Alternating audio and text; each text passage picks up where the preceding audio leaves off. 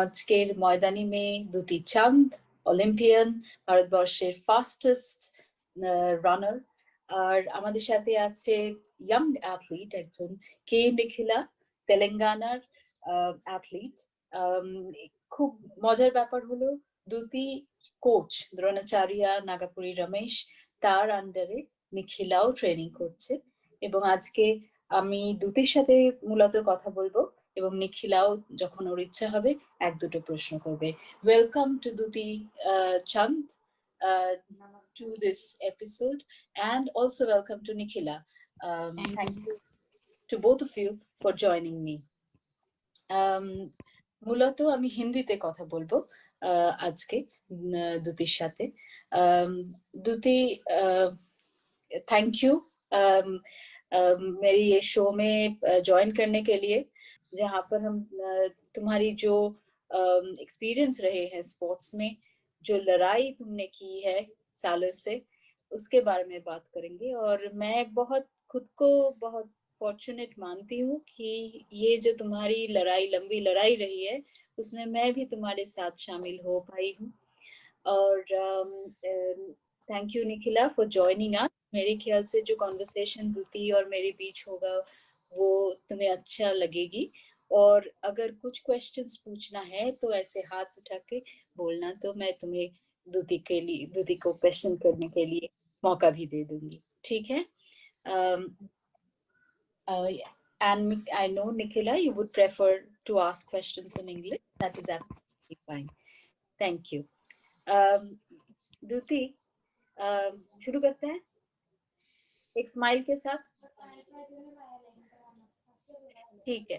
तो शुरू में थोड़ा अपने मुझे सब कुछ पता है, लेकिन जो लोग सुन रहे हैं उनको पता नहीं है, शायद पता भी है, फिर भी थोड़ा अपने चाइल्डहुड के बारे में अगर बताओगे।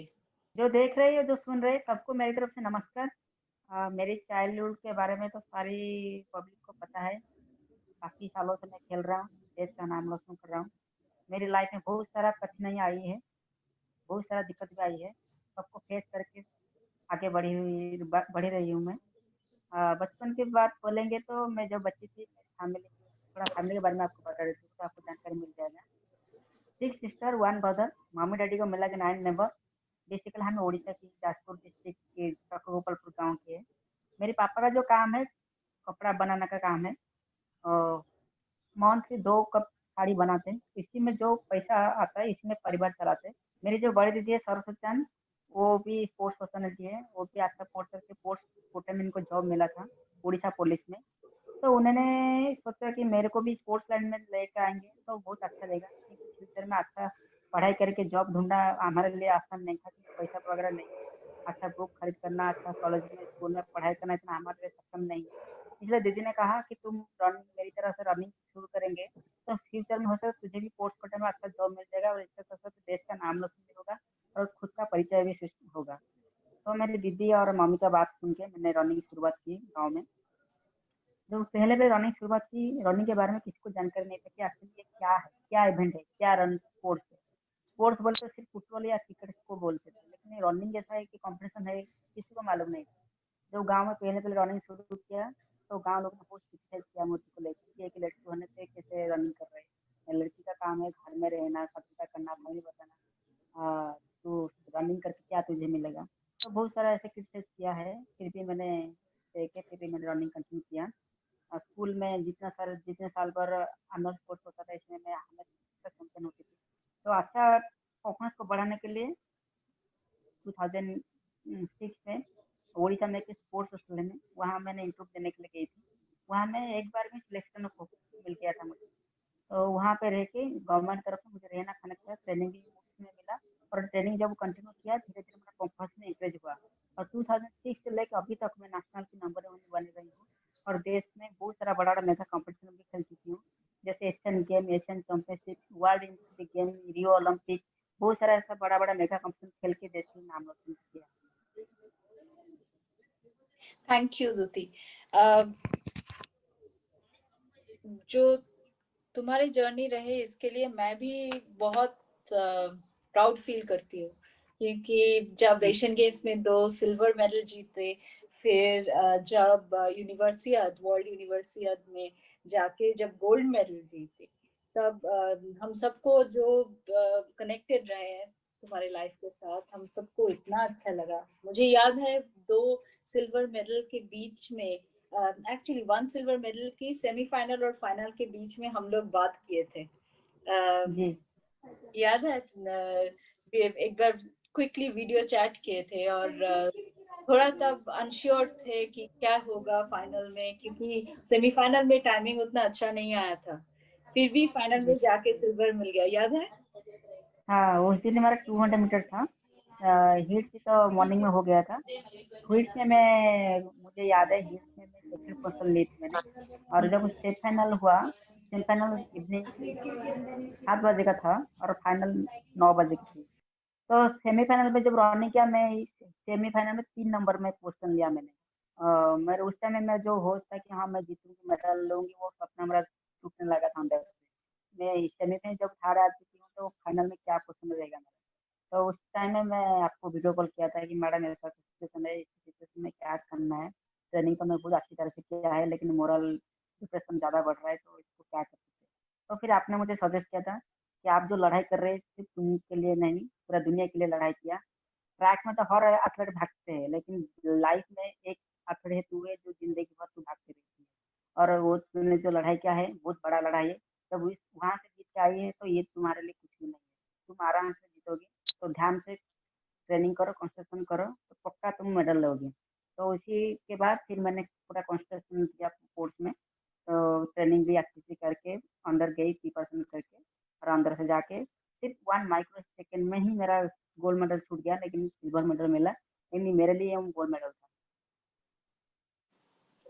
मेरे मुझे याद है कि जब इंडिया में ट्रेन, जस्ट वो बैन के जो स्टोरी है हमारी, जिस जो हमने एक साथ फाइट किया, उसके बाद जब तुम वापस आई थी ट्रैक में, तब इंडिया में काफी मीट्स होने लगा था, जिसमें मैं हर मीट पे पहुंच जाती थी तुम्हें चीयर करने, और मैं देखती थी कि हाउ फोकस्ड यू वर। और कोच सर जो है, जो निखिला के भी कोच है, द्रोणाचार्य नागापुरी रमेश सर के कोचिंग के, ट्रेनिंग के अंदर जो तुमने इतना अच्छा तब फोकस के साथ, जो मुझे की याद है दिल्ली में शायद क्वालिफिकेशन मार्क मिलना था एक इंटरनेशनल इवेंट के लिए, और तुमने जाके ले लिया, वो मिल गया। तो ये सब जो फाइट मैंने देखा, मुझे लगता है कि शुरू से ही दूती एक फाइटिंग स्पिरिट हर वक्त तुम में थे, है ना? जी स्पोर्ट्स में ऐसे लड़ाई बहुत कम लोग लड़ते हैं, जो स्पोर्ट्स के फील्ड के बाहर लड़ना पड़ता है, जो कोर्ट में जाके फाइट करना पड़ता है, अपने अधिकार के लिए फाइट करना पड़ता है। ये स्पोर्ट्स में, स्पेशली हाई परफॉर्मेंस स्पोर्ट्स में, एथलीट्स उतना कुछ नहीं करते हैं। तो तुम्हारी स्टोरी इसके लिए एक यूनिक स्टोरी है कि तुमने सिर्फ फाइट अपनी ट्रैक पे नहीं, ट्रैक के बाहर जाके, कोर्ट में जाके भी किया था। और तब तुम्हारी 18-19 साल थी, 2014 में, जब ड्रॉप किया जा रहा है तुम्हें ग्लासगो गेम्स और वर्ल्ड जूनियर्स जो ओरेगन में होने का था, ऐसे ही समर टाइम के टाइम में, उससे पहले तुम्हें ड्रॉप किया जा रहा है, और एथलेटिक्स फेडरेशन ऑफ इंडिया उस टाइम तुम्हें दिल्ली बुला के एक टेस्ट कर रहा है, जिसके लिए ना ही कोई पेपर, ना ही कुछ दिया जा रहा है ना? कुछ कुछ उस जर्नी के बारे में बोलोगे? 2013 में एक्चुअली मैं नेशनल का नंबर 1 बन चुकी थी जूनियर लेवल में। पहले जो पुणे में हुआ था 2013 में, एशियन एथलेटिक चैंपियनशिप, इसी में मैं पार्टिसिपेट किया था। जूनियर होने से बाद में भी मैं सीनियर में पार्टिसिपेट करके पहले ही भारतीय को मैंने 200 मीटर में ब्रॉन्ज मेडल दिलाया था। वहां से मेरा नाम सारा पेपर मीडिया में फैल चुका था कि दीप्ति बहुत अच्छा स्प्रिंटर है, अच्छा परफॉर्मेंस कर रहे, जूनियर होकर भी सीनियर में मेडल ले रहे। और इसका बाद 2014 में भी जब हुआ ताइपे में जूनियर यूथ हुए एशियन एथलेटिक चैंपियनशिप, इसमें मैं भाग लिया था। 200 में गोल्ड मेडल हासिल किया था, और इसके साथ रिले में भी गोल्ड मेडल हासिल किया था। वहां से मेरा नाम बहुत फैल चुका था पूरा दुनिया में, और सारे लोग को पता चल चुका था कि दीप्ति चंद एक एथलीट है जो अच्छा स्पिन है, अच्छा नाम रोशन करते हैं, और फ्यूचर में पीटी उषा दीदी की तरह वो बन सकते हैं। तो इसके बाद मुझे एशियन गेम और कॉमनवेल्थ गेम के लिए ट्रायल दिया गया था लखनऊ में, वहाँ पे मैंने सिलेक्शन मिल गया था मुझे।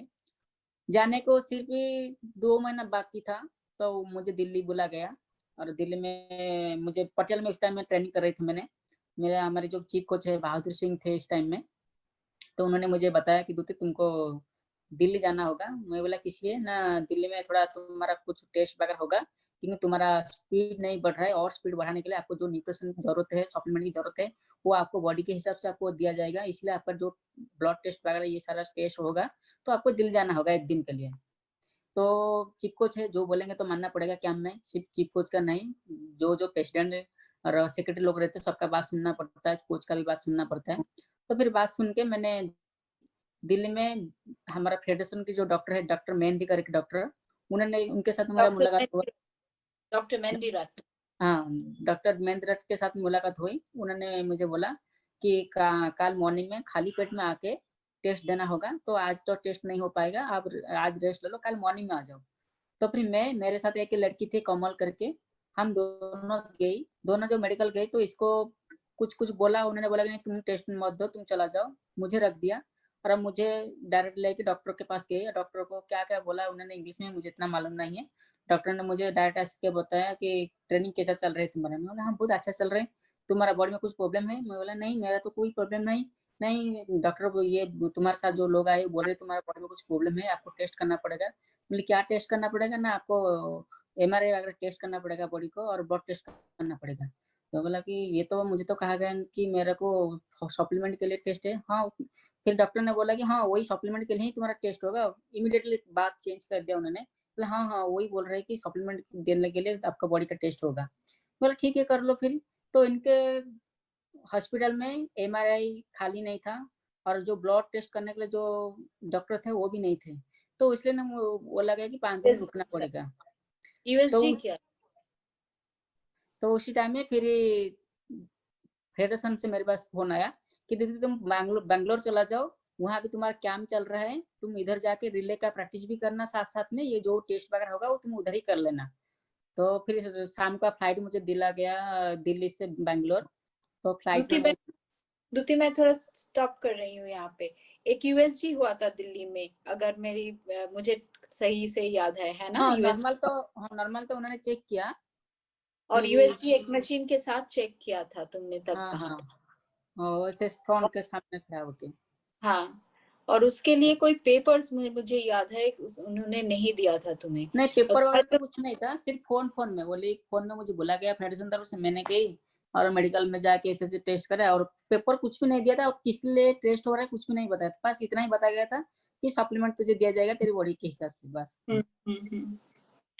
तो वही मुझे मुझे बहुत अजीब लगता है कि जब कोई लड़की, और निखिला यहाँ पे है जो एक बच्ची है, यंग एथलीट है, और ये कुछ हाइपर एंड्रोजनिज्म की बात नहीं है।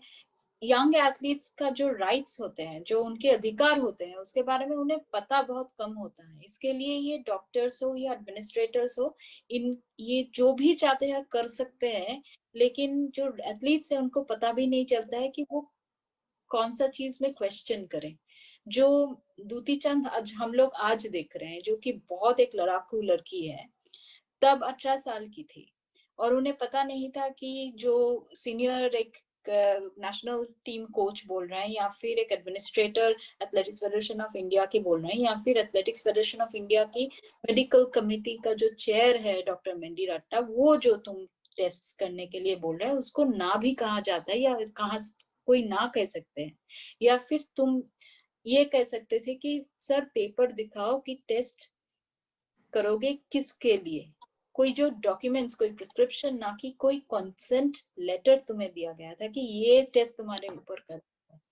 तो ये जो बात हुई थी तब बहुत गलत हुई थी, लेकिन जब हो रही थी तब तुम 18 साल की थी, और कोई नहीं था जो ये कह सकते हैं तुम्हें कि ये सब पूछो, पूछो क्यों हो रहा है, समझने की कोशिश करो, ना कि कुछ नहीं समझ के हाँ बोल दो। और मेरे ख्याल से तब दूती ऐसा लगा था कि तुम ना कह सकते हो, जब एथलेटिक्स फेडरेशन ऑफ इंडिया की मेडिकल कमीशन का चेयर बोल रहा है कि ये टेस्ट तुम करो, तुम्हें कभी लगा कि मैं कह सकती हूँ कि नहीं सर मैं ये नहीं करना चाहती हूँ? ये ऑप्शन रहता है एथलीट के पास। बैंगलोर में जब टेस्ट करने के लिए लेके गया मुझे फोर्टिला हॉस्पिटल में, वहाँ पे एक डॉक्टर ने मुझे बोला कि तुम्हारा कपड़ा खोलो। तो उस टाइम में मैंने बोला कि कपड़ा खोलने की क्या बात है? क्या ऐसा मेरा बॉडी में एक प्रॉब्लम है कि मुझे कपड़ा खोलने के लिए बोल रहे हैं? तो फिर मैंने इस टाइम में पूछा कि नहीं मैं कपड़ा नहीं खोलूँगा। तो फिर डॉक्टर ने बोला तो आप नहीं खोलेंगे तो फिर आप कॉमनवेल्थ गेम नहीं जा पाएँगे। क्योंकि आपका जो टेस्ट हो रहा है वो डोप टेस्ट हो रहा है। मतलब डोप टेस्ट तो सिर्फ़ यूरिन में होता है। कपड़ा खोल के तो मैं कभी लाइफ में डोप टेस्ट दिया नहीं। मैं काफ़ी इंटरनेशनल खेल चुकी हूँ, नेशनल खेल चुकी हूँ, काफ़ी डोप टेस्ट भी दिया मैंने। तो ऐसे-ऐसे क्यों बोल रहे? फिर डॉक्टर ने बोला कि नहीं नहीं तुम्हारे साथ जो कोच आया है क्या नाम इनका मुझे थोड़ा याद नहीं है अभी, कोहली करके के मैडम, कोहली ने मैडम ने बोला हाँ, द्युति तुमको जो बोल रहे डॉक्टर वो करो, नहीं तो आप कॉमनवेल्थ गेम नहीं जा सकते हो। तो काम में थी मजबूर होके मैंने बोला ठीक है। तो उन्होंने सारा टेस्ट किया। मुझे एक बार उस टाइम में मना किया था कि मुझे टेस्ट ये मत कराओ करके। लेकिन उन्होंने माना नहीं, मुझे ऐसा डरा दिखाया कि आप कॉमनवेल्थ गेम नहीं जा पाओगे, तो आपको कैंप से निकाल देंगे, आप घर में बैठेंगे, खेल नहीं पाओगे। तो बहुत वैसे कुछ कुछ डराया मुझे।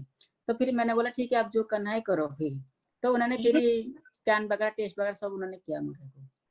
ये बहुत ज़रूरी बात है दूती, और मेरे ख़्याल से जो यंगर एथलीट्स सुन रहे हैं, इसके लिए यहाँ से एक जानकारी मिलना बहुत ज़रूरी है कि जो तुम्हें तब हुआ था कि एक इम्पॉसिबल चॉइस दिया जा रहा है। तुम इतना ट्रेनिंग कर रहे हो, इतना मन से चाहते हो कि कॉमनवेल्थ गेम्स तुम जा पाओ, लेकिन तब तुम्हें ये लोग कह रहे हैं कि अगर ये टेस्ट करोगे तो जा पाओगे, अगर नहीं सुनोगे तो नहीं जा पाओगे। तो ये एक इम्पॉसिबल चॉइस जैसा बात है ना? जी, तुम्हें कुछ ऑप्शन नहीं मिल है, ऐसे एक पोजीशन में डाला गया था। तो जी, ये जी, सब हमें अब मेरे ख्याल से ये जो है हाइपरएंड्रोजनिज्म या फिर जो सेक्स टेस्टिंग का जो हिस्ट्री रहा है हमारे देश में, उसका ये बहुत एक इम्पोर्टेंट चीज है कि एथलीट्स बार-बार ऐसे एक पोजीशन में वो रहते हैं जहाँ पे वो कुछ प्रश्न नहीं पूछ सकता, उसके लिए और कोई ऑप्शन नहीं रहता है, और हुँ, सिर्फ एक्सप्लॉयटेशन की एक चांस रह जाता है, जो कि हम देख रहे हैं बार बार। लेकिन दूती, तुम वहां पर रुके नहीं थे, तुम आगे जाके तब तुमने टेस्ट किया था, लेकिन फिर भी ड्रॉप हो गए थे। लेकिन उसके बाद लड़ाई शुरू हुआ, असली लड़ाई शुरू हुआ था उसके बाद। अम, एकदम अजनबी की तरह मैं तुम्हारे पास आई थी, है ना? एकदम जी, तुम्हें पता ही नहीं था मैं कौन हूँ। मैंने हुँ, पहले फ़ोन किया था, तुम्हें याद है शायद, बैंगलोर में, और फिर तुम जब उड़ीसा आ गए थे तो मैं दि मिलने गई थी। एकदम अजनबी थी, लेकिन मैंने बोला था कि द्युति तुम्हारे पास ये अलग ऑप्शन है कि तुम कोर्ट में जाके प्रोटेस्ट करो, एक केस लड़ो। तो ये बात सुन के तब कैसा लगा था? पहले तो क्या टेस्ट हो रहा था मुझे मालूम नहीं पड़ रहा था। जब फाइनल मेरा पूरा बॉडी स्कैन हो गया, नाइट में तो मुझे डॉक्टर ने बोला कि द्युति तुम्हारा बॉडी में कुछ प्रॉब्लम है, तुमको दवाई वगैरह लेना पड़ेगा, नहीं तो आप टीम में नहीं जा सकते हो।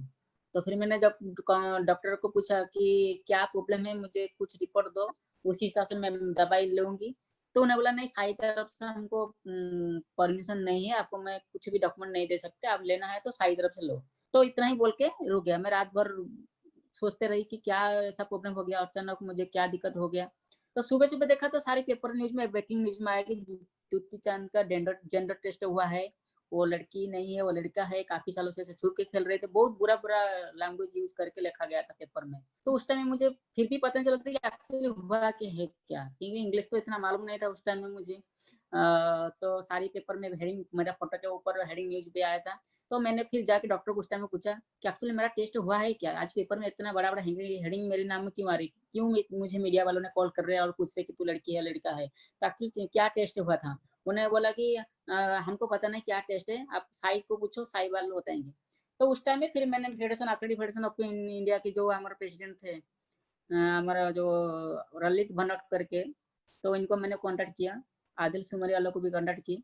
तो उन्होंने बताई जो टेस्ट हुआ है, हमको पता है, आपको बताने का ज़रूरत नहीं, आप जल्दी से जल्दी घर चला जाओ, नहीं तो आप पूरा ब्लेम हो जाएँगे दुनिया में।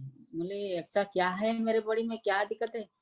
तो जो है आपको बाद में बताएँगे, आप जल्दी कैंप छोड़ के घर चला जाओ। मैंने बोला कि आप जब तक रिपोर्ट नहीं देंगे तो मैं कैंप कैसे छोड़ के जाएँगे? मैं तो देश के लिए खेलने के लिए आया, थोड़ी ना मेरे बिज़नेस के लिए मैं आई थी कि मेरा लॉस हो गया, मैं छोड़ के चला जाऊँगी घर को।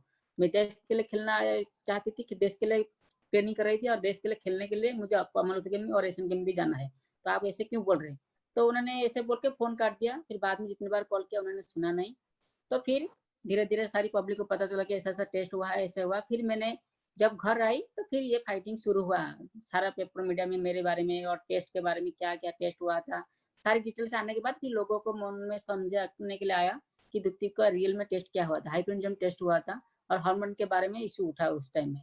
तो फिर मैंने इसको इश्यू को लेके मैं बहुत टेंशन हुई थी इस टाइम में, बहुत टूट गई थी अंदर में। तो इस टाइम में आपने मुझे कॉल करके बताया कि आपको मैं मदद करना चाहती हूँ। आप मुझे बोलेंगे तो हम मदद करेंगे।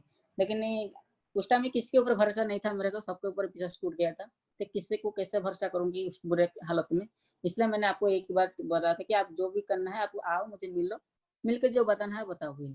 तो फिर आपने मुझे ये सारा चीज़ पहले पढ़ के समझाया कि ऐसा-ऐसा रूल है।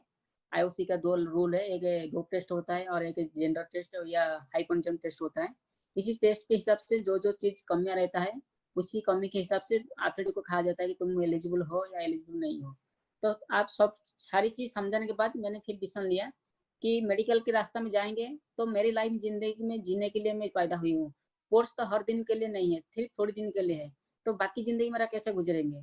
तो फिर मैंने केस का रास्ता चुना और केस में यही सपोर्टिंग था क्योंकि सारे लोग मुझे सपोर्ट कर रहे और जो है मैं सही रास्ते में जा, मैं कोई गलत काम नहीं किया है, कोई दवाई वगैरह नहीं लिया है, किसी के साथ कुछ छेड़ा-पेड़ा नहीं किया है मैंने। तो इसमें मेरा कोई गलती नहीं, तो मुझे खेलने का हक है, मैं खेलूँगी। इसलिए मैं केस का रास्ता चुना और आपने मुझे मदद किया। हमारा स्टेट गवर्नमेंट और इंडिया गवर्नमेंट और पब्लिक मीडिया वाले सबने मुझे सपोर्ट किया, इसलिए मैंने केस जीत के आज मैं आपके सामने ओलंपियन दुपचंद बने रही। और आगे जाके भी ओलंपिक टोक्यो में जाओ और काफी कुछ आगे करते रहो, हमारी यही उम्मीद रहेगा। मैं एक बार निखिला के पास जाऊंगी। निखिला, कोई questions? Do you have any questions at this point for Dutee? Yes, madam. What drives you to push this much of brave towards the international competition? What drives her to take as much pain to compete in How? international? Yes, ma'am. द्युति, इतना जो pen लेना पड़ता है, athlete को इतना hard work put करना है पड़ता है इंटरनेशनल कंपटीशन करने के लिए, तो ड्राइव क्या क्या ड्राइव करते हैं तुम्हें? ये निखिला पूछ रहे हैं। क्या चीज बार बार ये बोलते हैं कि लड़ाई करते रहो, जितना भी हार्डशिप हो वो करते रहो?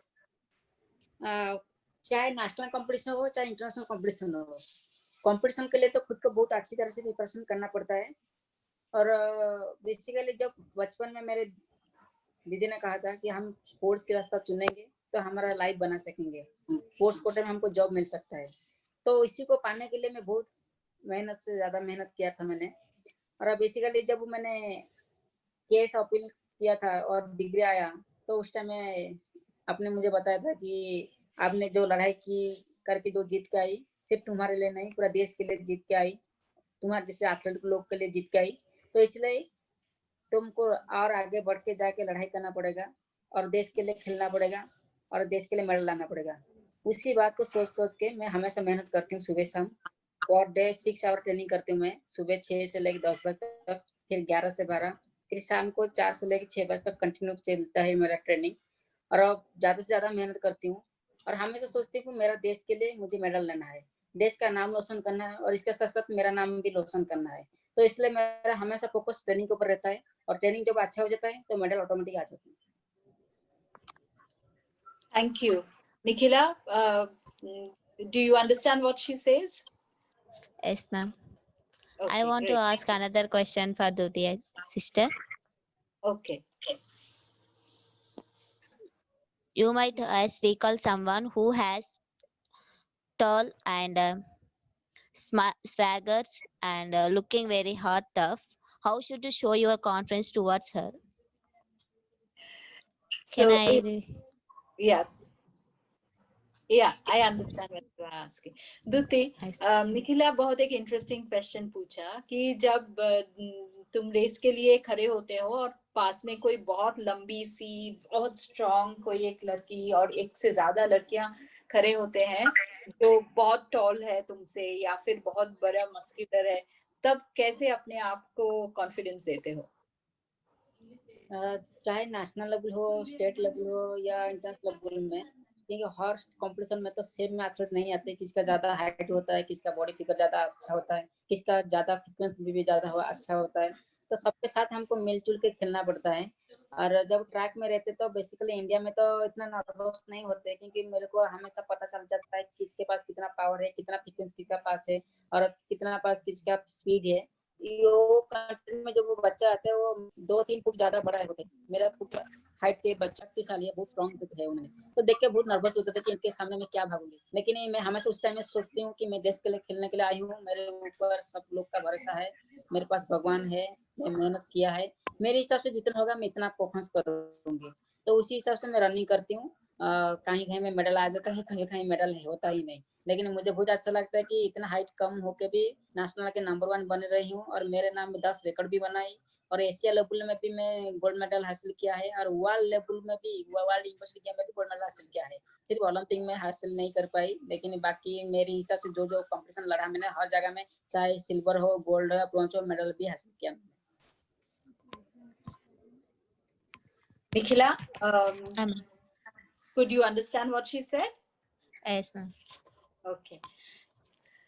So, मैं दूती अभी वापस हमारी लड़ाई के बारे में बात करने चलते हैं। एक बार मुझे याद था कि हम लोग जब हम लोग अपील किए थे लॉजान में, court of arbitration for sport में तुमने अपील किए थे, जो हाइपर एंड्रोजनिज्म रेगुलेशंस था वही गलत है, ये बोला था तुमने कि तुम्हें बैन किया गया है हाइपर एंड्रोजनिज्म रेगुलेशंस जो है international association of athletics federations की, उसके अंदर।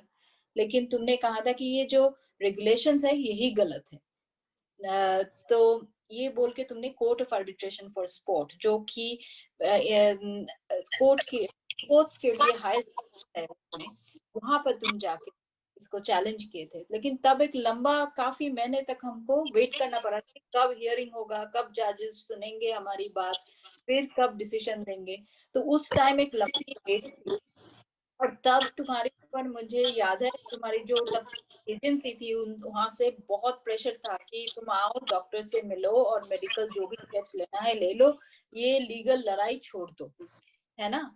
तो इसी बीच तुम रेलवे में तुम्हारा जॉब था, इसके लिए एथलीट होने के नाते रेलवे का काम नहीं करना पड़ रहा था, लेकिन तब क्योंकि तुम बैन हो गए थे, तुम जाके भुसावल में ट्रेनिंग कर रहे थे, और कैसा लग रहा था कि एक मैं ओलंपिक के ड्रीम देख रही थी, एशियन ट्रैक एंड फील्ड वगैरह वगैरह में इतना अच्छा कर रही थी, कॉमनवेल्थ गेम्स में जाने वाली थी, और सडनली मैं आके यहाँ पे टिकट चेकिंग कर रही हूँ।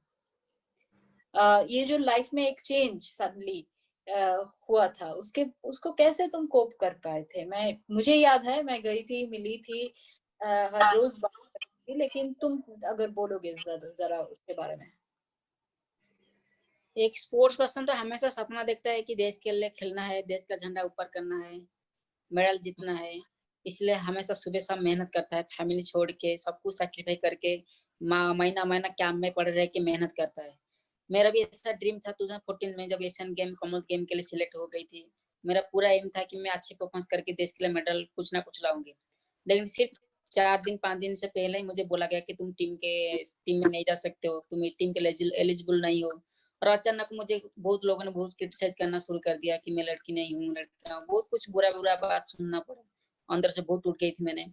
और रेलवे में जब जॉब कर रही थी, इस टाइम सेंट्रल रेलवे में टीटी पोस्ट में जॉब की थी, और उस टाइम में मुझे कहा गया था कि तुम सिर्फ जॉब क्या है खेलने के लिए, कोई ड्यूटी वगैरह के लिए नहीं है, तुम कभी भी लाइफ में ड्यूटी नहीं मिलेगा जब तक तुम स्पोर्ट्स करते रहोगे। तो उसी हिसाब से मैं जब 2013 में ज्वाइन किया था रेलवे में, 13 से लेकर 14 में बहुत अच्छा परफॉर्मेंस किया। एक बार भी कभी ऑफिस नहीं गया, एक बार भी किसी को चेक नहीं किया कि कैसा टीटी का जो काम है क्या है, मुझे मालूम भी नहीं था। लेकिन अचानक 2014 में जब ऐसा इशू हुआ, 2014 में नवंबर महीना में मुझे बोला गया ऑफिस से कि तो अभी तो खेलने का कुछ नहीं है तुम्हारा, तो आके ड्यूटी करो, ड्यूटी में जो काम है वो काम करो, टीटी का जो काम है काम करो। तो अचानक जब मैंने पहली बार जब गई, मैंने रेलवे स्टेशन में टीटी का यूनिफॉर्म पहन के, और सारी लोगों को मुझे देख के ऐसा फील हुआ कि जब मैंने मेडल लेकर आते थे सारी पब्लिक मुझे बुके वगैरह दे के मुझे इंकरेज कर रही थी कि नेक्स्ट कंपटीशन का अच्छा परफॉर्मेंस करे, देश का एक रत्न की तरह मुझे देख रही थी। लेकिन आज मुझे ऐसा सिचुएशन में खड़ा हुआ है, मैंने ऐसा लग रहा है कि लोगों को मैं दिख रहा हूँ कि मैं कुछ बोल रहा हूँ कि मेरा बात कोई सुन रहा ही नहीं। तो बहुत बुरा लगा था उस टाइम में कि देश का जो रत्न कहा जाता था, जो लोग मुझे रिस्पेक्ट दे रहे थे, जो लोग मुझे मेरे से सेल्फी ले रहे थे, लेकिन आज मेरे को देख के भी कोई नहीं देख रहे। इतना बुरा लगा, इतना कष्ट लगा, फिर भी मेरा जो काम था, एक दिन तो मैंने रेलवे स्टेशन में किया, टीटी की यूनिफॉर्म पहन के पब्लिक से टिकट एग्जामिनेशन किया मैंने। लेकिन मन में वही सोच था कि ये जो काम कर रहे हैं ये हमेशा के लिए नहीं है, ये थोड़े दिन के लिए, ये बुरा वक्त चल रहे हैं, लेकिन मेरा अच्छा दिन एक दिन आएगा, फिर मैं ट्रैक को वापस आऊंगी और देश के लिए फिर से खेलूंगी। मेरा तो होप कभी भी टूटा नहीं था कि मैं खेल नहीं पाऊंगी, लेकिन हमेशा सोचती थी कि मेरा टाइम आएगा, मैं फिर से खेलूंगी।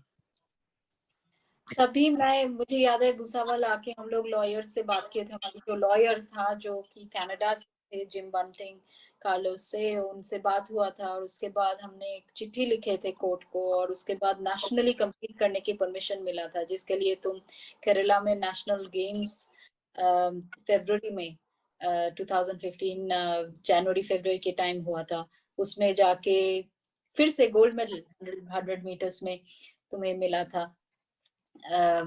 तो वो एटलीस्ट नेशनली कम्पीट करने के लिए मिला था। तब कैसा लगा था कि वापस कोर्ट में आप? आपको तो पता है, जब से हम कोई केस अपील किया तब से मैं आपको बार बार बोल रही थी कि मेरा केस कब फाइनल होगा, कब मुझे खेलने के लिए परमिशन मिला जाएगा।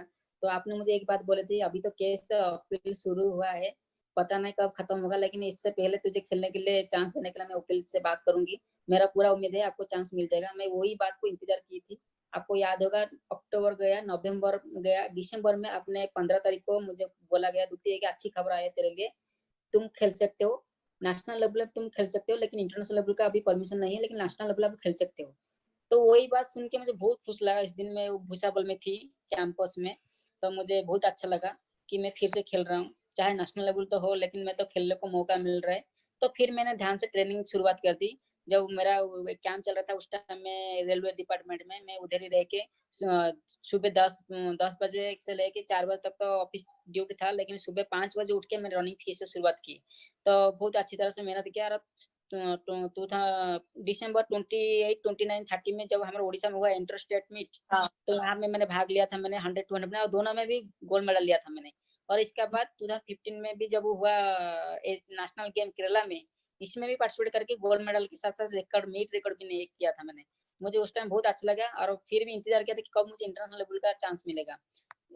बार बार भी आपको पूछ रहे थे कि इंटरनेशनल लेवल का कब मुझे मिलेगा, तो आपने बताया था मिल जाएगा, लेकिन थोड़ा इंतजार करना पड़ेगा। नेक्स्ट हियरिंग में हमको ये अपील करेंगे कि तुमको इंटरनेशनल लेवल का भी खेलने के लिए मौका दिया जाए, जब तक ये केस फाइनल ना हुआ। तो फिर फरवरी महीने में हमने स्विट्जरलैंड गए थे, वहाँ पे हियरिंग हुआ हमारा केस का। जो बातचीत हुआ आपको तो पता है, मुझे तो इतना मालूम नहीं, इंग्लिश में मुझे समझ नहीं आया था, लेकिन भगवान के आशीर्वाद से मुझे मार्च को कहा गया तुम इंटरनेशनल भी खेल सकते हो। तो फिर मेरा अभियान ओलंपिक तक गया, ओलंपिक की प्रिपरेशन की मैंने, और ओलंपिक 2016 ओलंपिक भी क्वालिफाई की और पार्टिसिपेट भी की मैंने। मुझे याद है दूती, हम लोग एक साथ दिल्ली से ट्रैवल किए थे लौजान के लिए, और उससे पहले हम लोग जाके एक दो शर्ट खरीदे थे, याद है, ताकि कोर्ट में तुम शर्ट पहन के अच्छे एक पिंक शर्ट पहन के जा सकते हो। तो दिल्ली में हम लोग एक साथ जाके एक शर्ट खरीद, 2 शर्ट मेरे ख्याल पर, एक मुझे याद नहीं अभी, खरीदे थे, जो ताकि तुम शर्ट पहन के जा सकते हो। लेकिन ये बात सही है, जो इंटरनेशनल कोर्ट है वहां पे जाके सब आर्ग्यूमेंट्स इंग्लिश में हुआ था, और कोई ट्रांसलेटर नहीं थी तुम्हारे लिए, लेकिन केस तुम्हारे ऊपर। ये बहुत गलत था। जो तब मैं भी शायद इतना प्रोटेस्ट नहीं कर पाई इसकी, थोड़ा बहुत समराइज करके तुम्हें मैं बोलती थी एवरी सेशन के बाद कि ये बातचीत हो रहा है, लेकिन हर कुछ तो मैंने ट्रांसलेट नहीं कर सका था। और ये भी एक बुरी चीज है, क्योंकि इंटरनेशनली हम लोग अब जब बात करते हैं तो कहते हैं कि किसी का लैंग्वेज अगर अंग्रेजी ना हो फिर भी उसे वही राइट रहना चाहिए, ताकि उसके ऊपर अगर केस है तो सब कुछ समझ में आए, है ना। जो तुमने अभी कहा कि अंग्रेजी में हुआ था इसके लिए सब कुछ समझ में नहीं आया था, वैसा होना नहीं चाहिए, because the case was about you, तुमने अपील किए थे। लेकिन ये एक बहुत अच्छा हमारा सफर, काफी सफर हमने स्विट्जरलैंड, एक्चुअली हम लोग 3 बार गए हैं एक साथ। बाद में कुछ मीटिंग के लिए या फिर बाद में कोई एक प्रोग्राम था, वो इवेंट के लिए गए थे। काफी बार हम लोग स्विट्जरलैंड दोनों एक साथ ट्रेवल किए हैं केस लड़ने के लिए और बाद में भी। और मैंने देखा कि इस दौरान तुम 18 साल से अभी जो 23-24 हो गए हो, इस दौरान पहले बाहर का खाना खाने में बहुत तकलीफ होता था। जी मेरे ख्याल से निखिला को भी जब इंटरनेशनल ये जाएगी तो इसको समझ में आएगा कि how difficult it is to eat food from other places where it doesn't really something, it isn't really something that you are used to eating, जो कि तुम हर रोज खाते हो वैसा खाना बाहर नहीं मिलता है। तो तब एक बहुत तकलीफ होता था, है ना दूती? हम लोग बहुत ढूंढते थे कहाँ पे जाके ऐसा खाना मिलेगा जो दूती को पसंद आएगा। जी जी याद है तुम्हें? याद है। और एक हमें एक चाइनीज क्विजीन का एक जगह मिला था जहां पर हम लोग वापस जाते थे हर रोज, क्योंकि वो खाना तुम्हें पसंद आई थी। जी जी वो एशिया का फूड था ना, इसलिए अच्छा, क्योंकि उधर चावल वगैरह मिल जाता था, प्रॉन हाँ और चिकन, चिली चिकन ये सब मिल जाता था, तो सो इसलिए वहां चला गया। हाँ, तो ये सब काफी जो लड़ाई थी, लड़ाई के बीच बीच में हम लोग मजे भी किए थे थोड़े एक साथ। और मुझे याद है तुम 18 साल की थी और कभी कभी बहुत इंपॉर्टेंट मीटिंग से पहले तुम वीडियो गेम्स खेलती थी और मुझे बहुत इरिटेशन होता था। मुझे लगता था कि अभी इतना इंपॉर्टेंट मीटिंग है, दूती ये क्या कर रहा है, क्यों वीडियो गेम्स खेल रही हो? मैं कहता था फोकस करो, तुम ये क्या वीडियो गेम्स खेल रहे हो, क्या गाना सुन रहे हो, अभी फोकस करो, अभी मीटिंग में ये बोलना है, ये बोलना है, ये बोलना है। मुझे पता नहीं तुम्हें कैसा लगता था तब ये सब सुनने में। बेसिकली क्या ना, केस जो चल रहा था तो इसका तो आप ही हैंडल कर रही थी, जिम बॉन्टिंग भैया ने भी हैंडल कर रही थी इस केस को। मुझे पता था कि ये चाहे केस जो भी हो, लेकिन इसमें मैं कुछ नहीं बोल पाती हूँ, क्योंकि मुझे इतना मालूम नहीं है क्या चीज है क्या नहीं है। मेरा काम है, मुझे जो पूछा जाएगा मैं वही कहूंगा। और अब मेरा मेंटल प्रेशर बहुत था इस टाइम में, तो मेंटल को रिलैक्स करने के लिए जो पसंद हो रहा था उसी वाला गाना सुन रही थी। और गेम भी कैंडी क्रश ज्यादा खेल रही थी उस टाइम में, क्योंकि कैंडी क्रश को खेलने के लिए बहुत दिमाग चाहिए, तो इसलिए दिमाग उधर ही घुसा देती थी कि ज्यादा खाली रखेंगे तो दूसरा चीज घुस जाएगा और मेंटल प्रेशर बढ़ जाएगा। तो मेंटल को रिलैक्स करने के लिए ये सारा चीज कर रही थी, लेकिन हमेशा सोच रही थी कि जो भी होगा अच्छा होगा, क्योंकि मैं कोई गलत काम किया नहीं और गलत भी मैं नहीं हूँ, मैं जो हूँ सही हूँ और सही हूँ। ये मुझे याद है क्योंकि जिस दिन हमें जजमेंट मिला था, मैं उससे पहले तुमसे बात की थी, फिर मैं हैदराबाद आई थी तुम्हारे साथ। तुम तब गोपी चांद बैडमिंटन एकेडमी में रह रहे थे, क्योंकि रमेश सर के साथ ट्रेनिंग कर रहे थे हैदराबाद में।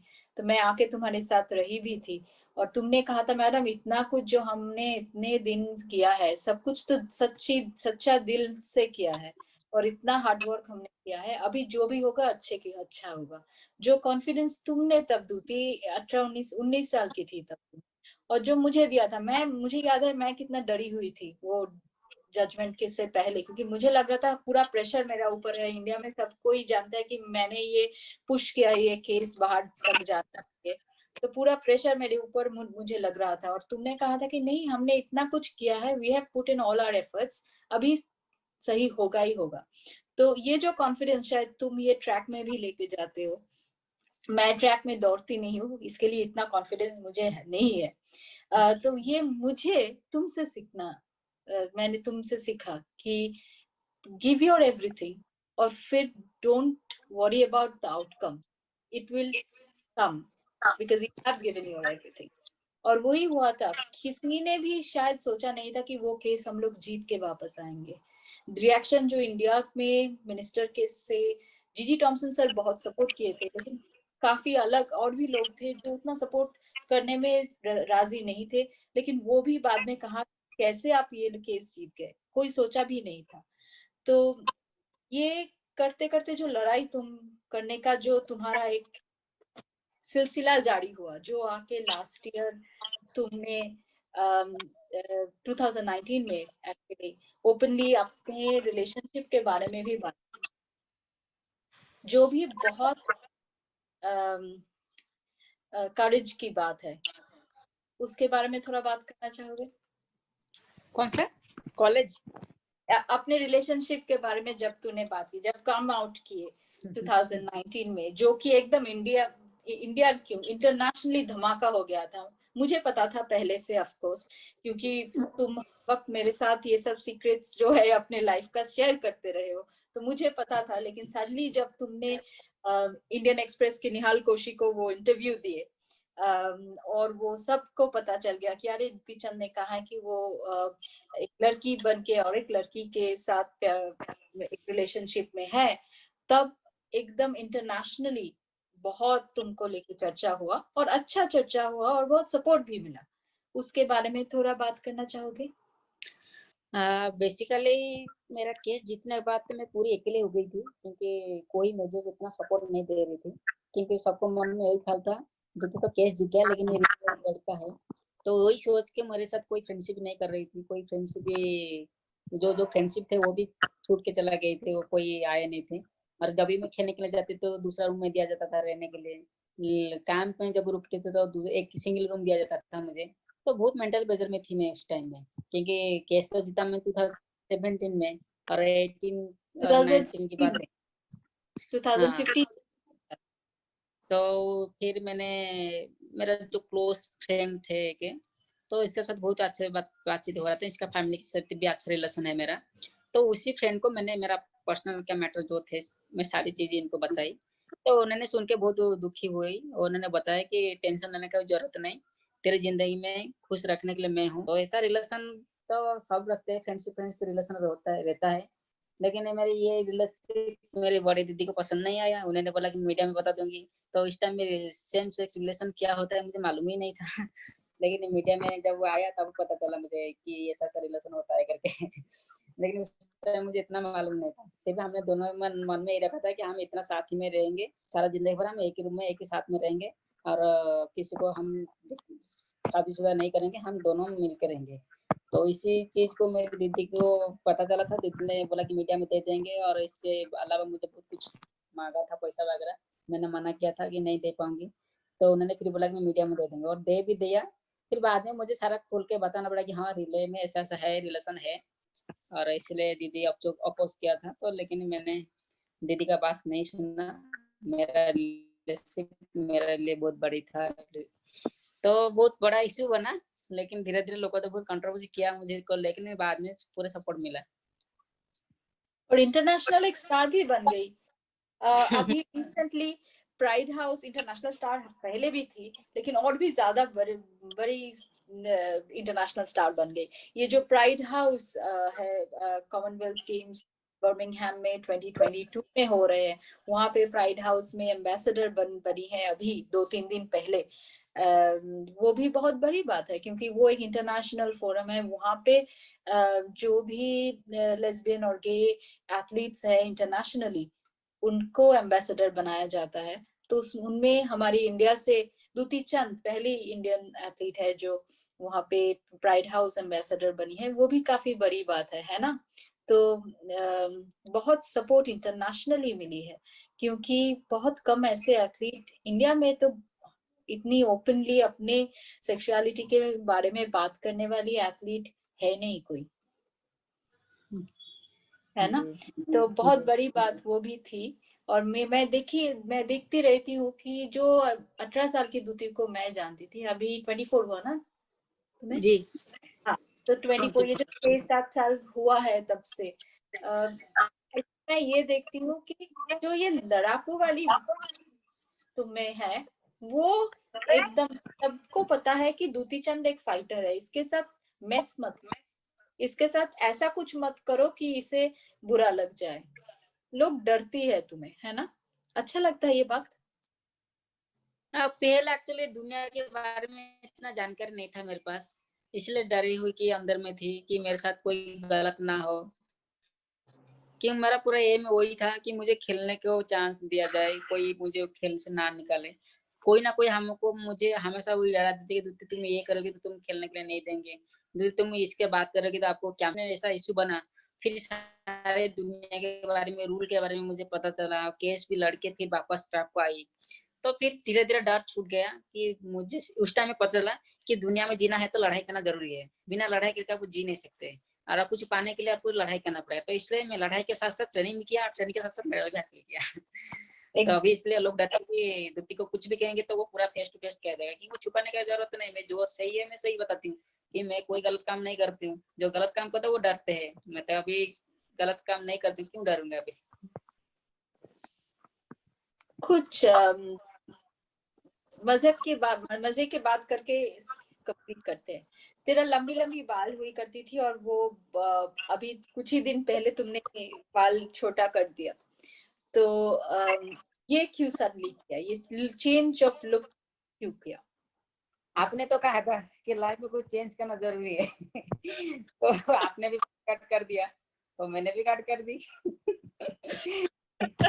मेरा बाल कट करने की एक भी बजाया है। मैं तो आपको कहती थी हमेशा ही मुझे बॉय कटिंग करना है, लेकिन मेरा मन में कि ये था कि जब ओरिजिनल मिलेगा तब भी मैंने बाल कटिंग करेंगे। आप भी कहती थी कि जब ओरिजिनल मिलेगा तब बाल कट करना। तो कुछ दिन तो इंतजार थी, ओरिजिनल इस बार मिला तो इसके बाद मैंने बॉय कटिंग कर दी लेकिन फिर बाल रखूंगी, ये नहीं कि जिंदगी भर ऐसा हो गया। फिर नेक्स्ट ईयर को फिर मेरा बाल बढ़ जाएगा, फिर आ जाएगा। मेरा मन था कि ओरिजिनल के बाद मैं बॉय कटिंग करूंगी और कर भी दिया।